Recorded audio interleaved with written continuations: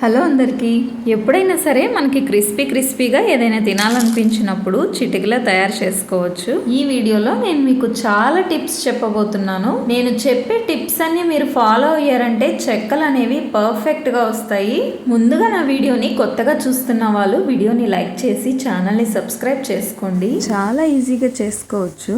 ముందుగా అయితే మనం ఈ చెక్కల కోసం పచ్చిమిర్చి, కరివేపాకు, అల్లం, వెల్లుల్లి శుభ్రం చేసి పక్కన పెట్టుకోవాలి. ఎండుమిర్చి, చిల్లీ పౌడర్ కూడా వేసుకోవచ్చు, కానీ నేను ఇక్కడ పచ్చిమిర్చి ఎందుకు యాడ్ చేస్తున్నాను అనే దానికి కూడా మీకు రీజన్ చెప్తాను. నేను ఈ చెక్కలు రెగ్యులర్గా చేస్తుంటాను కదా, చాలా రకాలుగా ట్రై చేశాను. అయితే నాకు ఈ పచ్చిమిర్చి యాడ్ చేసి ఇలా చేయడం బెస్ట్ ప్రాసెస్ అనిపించింది. మనం ఇలాంటి డీప్ ఫ్రై ఐటమ్స్ కోసం ఎండుమిర్చి యాడ్ చేసిన, చిల్లీ పౌడర్ యాడ్ చేసిన ఆయిల్ అంతా కలర్ చేంజ్ అయిపోతుంది. ఆయిల్ కలర్ చేంజ్ అయిపోయిందని చెప్పి మనం పడేయలేం కదా. అలా కలర్ చేంజ్ అయిపోయిన ఆయిల్ని మనం ప్రతిసారి యూస్ చేస్తూ ఉంటే కూడా ఏదోలా అనిపిస్తుంది. ఇలా మిర్చి వేస్ట్ చేసుకుంటే హ్యాపీగా ఎన్నైనా చేసుకోవచ్చు. ఆయిల్ కలర్ అస్సలు చేంజ్ అవ్వదు. ఫ్రెష్ ఆయిల్ లాగా మళ్ళీ మనకి ఎలా పోసామో అలా తిరిగి వస్తుంది. ఇంకా ఇక్కడ వెల్లుల్లి ఫ్యాన్ వేసేసరికి గాలికి ఎగిరిపోతూ ఉంది. లేదు, మాకు ఎండుమిర్చి వేస్తేనే టేస్ట్గా అనిపిస్తుంది అనుకుంటే అది పూర్తిగా ఆప్షనల్. ఇక్కడ నేనైతే 1 kg పిండి తీసుకుంటున్నాను. రుచికి సరిపడా ఉప్పు వేసుకుంటున్నా. అంటే ఫస్ట్ కొంచెం వేసుకున్నామంటే తర్వాత అయితే అడ్జస్ట్ చేసుకోవచ్చు. నాకైతే వేసి అలవాటు అయిపోయింది. ఇంకా అల్లం వెల్లుల్లి పేస్ట్ డైరెక్ట్గా వేసేస్తున్నాను. ఇక్కడ కరివేపాకు, పచ్చిమిర్చి ఇవి రెండు కలిపి మిక్సీ పట్టుకోవాలి. ఇవి మాత్రం డైరెక్ట్గా యాడ్ చేయట్లేదు. అంటే కరివేపాకు కొంచెం వేసుకొని కచ్చాపచ్చా గ్రైండ్ చేసుకొని కూడా డైరెక్ట్గా యాడ్ చేసుకోవచ్చు, కానీ నాకెందుకో పిల్లలు ఇబ్బంది పడతారు కదా తినడానికి, అందుకనేసి ఇట్లా జ్యూస్ లాగా చేసి వేసేస్తున్నాను అనమాట. స్ట్రైనర్లో స్ట్రెయిన్ చేసేసి ఇక్కడ నేను ధనియాలు, పట్టాముగ్గ వేపుతున్నాను. ఇవైతే మొత్తం యాడ్ చేయట్లేదు. మనకు 1 టీ స్పూన్ పౌడర్ అయితే సరిపోతుంది. కానీ నేను ఎందుకు వేపుకుంటున్నానంటే ఇంట్లో ఏదన్నా వంట చేసుకున్నప్పుడు కూడా యూజ్ అవుతుంది కదా, పౌడర్ ఒకేసారి చేసి పెట్టుకొని స్టోర్ చేసి పెట్టుకుందామని చెప్పేసి. సో అందుకనేసి ఇలా అనమాట. చూస్తున్నారు కదా, ఇలా యాడ్ చేసుకోవాలి. 1 టీ స్పూన్ అయితే సరిపోతుంది. నెక్స్ట్ అయితే నేను బటర్ తీసుకుంటున్నా. హెరిటేజ్ బటర్ అయితే తీసుకున్నాను. మీరు ఏది అవైలబుల్లో ఉంటే అది తీసుకోండి, పర్లేదు. ఇది వచ్చి నాకు 60 రూపీస్ పడుతుంది. 1 kg పిండికి నేనైతే హాఫ్ బటర్ వేస్తున్నాను. అంటే 30 రూపీస్ బటర్ వేస్తున్నాను అనమాట. ఇంకా మనమైతే ఇంకా క్రిస్పీగా రావడానికి కొంచెం వేడి ఆయిల్ ఉంటుంది కదా, ఆ వేడి నూనె కొంచెం 2 గరిటెలు వేసుకున్నా సరిపోతుంది. హీట్ చేసుకొని బటర్ని ఇందులో యాడ్ చేసుకోవడమే. ఇప్పుడైతే ఈ పిండిలోకి ఉప్పు వేసేసాము, పచ్చిమిర్చి, కారం వేసేసాము, ఉప్పు, కారం వేసేసాం కదా. ఇంకా ఫ్లేవర్స్ కూడా యాడ్ చేసేసాము. ఇంకా ఈ ఫ్లేవర్స్ అన్నీ పిండిలో కలిసేలాగా మిక్స్ చేసుకోవడమే. ఈ పిండి కలుపుకునేటప్పుడే మనం చాలా జాగ్రత్తలు తీసుకోవాలి. ఈ పిండి కలుపుకునే దాన్ని బట్టి మనకి చెక్కలు మంచి టెక్స్చర్ వస్తాయి. ఇక్కడ నేను మీకు ఒకటి చెప్పడం మర్చిపోయాను. మామూలుగా అయితే పచ్చిశనగపప్పు ఒక 1 hour ముందు నానబెట్టుకొని ఇందులో యాడ్ చేసుకుంటే చాలా బాగుంటాయి. నేను స్నాక్స్ చేద్దామని అనుకుంటూనే ఉన్నా, కానీ మార్నింగ్ లేచి హడావడి అయిపోయిందనమాట ఫుల్. ఇప్పుడు కూడా నాకు ఎక్కువ టైం లేదు, నాకు టైం లిమిట్ అనమాట. ఆ టైం లోపల నేను ఇవి చేయడం కంప్లీట్ చేయాలి. ఇంట్లో స్నాక్స్ అయిపోయాయి. ఇంకా ఈవినింగ్ వచ్చేసరికి వాళ్ళు కిచెన్లోకి వెళ్ళి వెతుక్కుంటారనమాట మా ఇంట్లో వాళ్ళు. మా ఆయన అయితే బయట బేకరీస్లో, షాప్స్లో దొరికే ఇట్లాంటి స్నాక్స్ అస్సలు కొనివ్వరు. ఇంట్లో అయితే చేసుకొని తినమంటారు. వాళ్ళు ఎలాంటి ఆయిల్స్ యూస్ చేస్తారో మనం చూడం కదా, అలాగే మనం ఇంట్లో అయితే చాలా నీట్గా చేసుకోవచ్చు. చేసిన తర్వాత మాత్రం ఇంట్లో అందరూ ఇష్టంగా తింటుంటే చాలా హ్యాపీగా అనిపిస్తుంది. తింటున్న ప్రతిసారి టేస్ట్ని ఎక్స్ప్రెస్ చేస్తూ ఉంటారనమాట. మా పిల్లలు కూడా ఆఖరికి చాలా బాగున్నాయి మమ్మీ, సూపర్ మమ్మీ అంటూ ఉంటారు. దానికోసమే ఇంకా నాకైతే కొంచెం కష్టమే అయినా కూడా నిల్చుకొనే చేయాల్సి వస్తుంది అనమాట. కింద పెట్టుకొని చేసుకునేదానికి నాకు లేదు. ఇవన్నీ కూర్చొని హ్యాపీగా కలుపుకోవచ్చు చెప్పాలంటే. కానీ నేను ఇవాళ వీడియో తీయాలని ఫిక్స్ అయ్యాను కాబట్టి ఇంకా ఇక్కడే నాకు కంఫర్టబుల్గా అనిపించింది. మళ్ళీ ఇప్పుడు ఇవి చేసినంతసేపు కూడా నిల్చుకొనే ఉండాలి నేను. మీకు వీలైతే మీరు కింద పెట్టుకొని చేసుకునే అవకాశం మీకు ఉంటే మీరు కింద పెట్టుకొని చేసుకోండి. మీరు ఇక్కడ అబ్జర్వ్ చేస్తున్నారా, నేను కొంచెం వాటర్ వేసుకుంటూ కలుపుకుంటూ ఉన్నాను. ఒక్క చేత్తో ఎక్కువసేపు కలపలేనని ఇక్కడ నేనైతే 2 hands యూస్ చేస్తున్నాను. నానబెట్టిన పెసరపప్పు కూడా ఇందులో యాడ్ చేసుకోవచ్చు.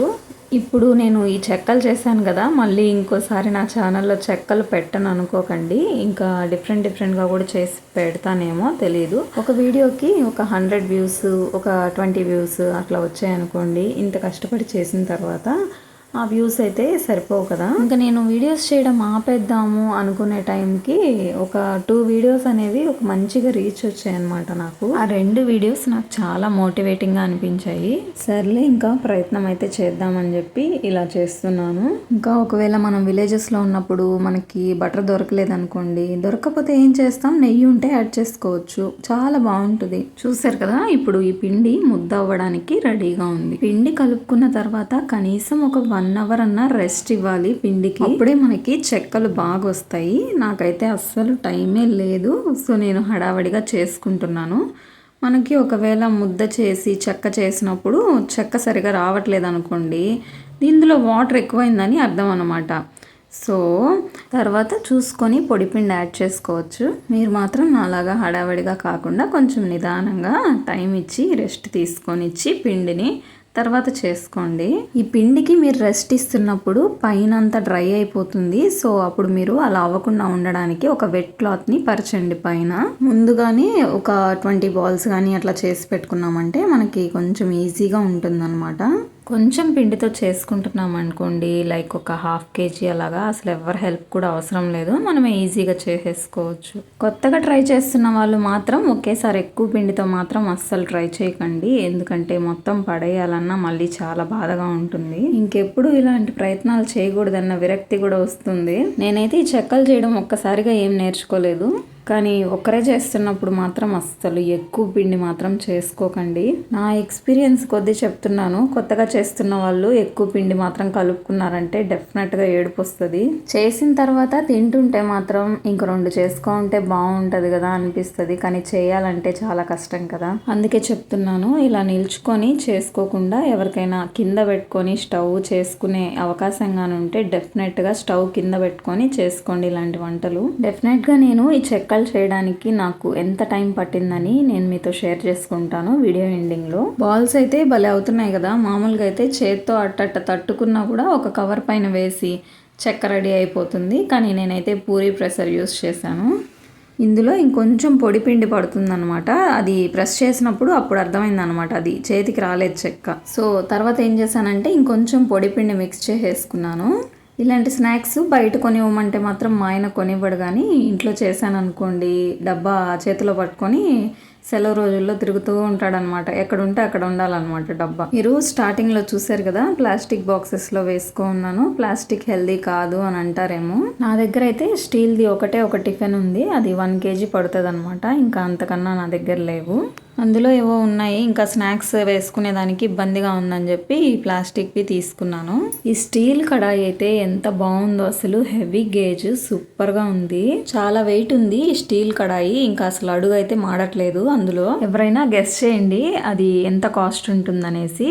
అంటే నేను తీసుకున్న కాస్ట్ వర్తా కాదా అని నాకు తెలుస్తుంది.